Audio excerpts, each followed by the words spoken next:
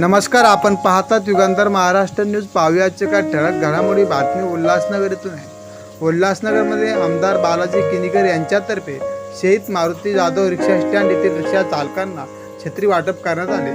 150 ते 200 रिक्षा चालकांना यावेळी छत्रीचे वाटप करण्यात आले. यावेळी शिवसेनेचे उपशहर प्रमुख संदीप डोंगरे, बहादूर माजी नगरसेवक प्रमुख टाले, परीक्षा युनियनचे सेक्रेटरी दिगंबर हजर यांच्यासह पदाधिकारी उपस्थित होते. मागणी करण्याची 2 महिन्यानंतर परत तुम्हाला येणार आहे. मी तुमच्याकडे असाच आशीर्वाद प्रेम असू द्या. परमेश्वराजवळ प्रार्थना करतो तुम्हाला सगळ्यांना सुखाचं समृद्धीचं आनंदाचं जीवन जगू. आणि हा जो रोड आहे त्या रोडसाठी खूप मेहनत केली आणि आज बघा तुम्ही कैलासनगर ते नेताजी हिल हा पूर्ण रोड एकदम मला वाटतं एखाद्या महिन्यामध्ये पूर्ण होईल. वाटप केलेलं आहे काय? आज आमचे कुर्ला कॅम्पमध्ये रिक्षा युनियन त्या मागणी होती की आम्हालाही या ठिकाणी छत्र्या वाटप द्या.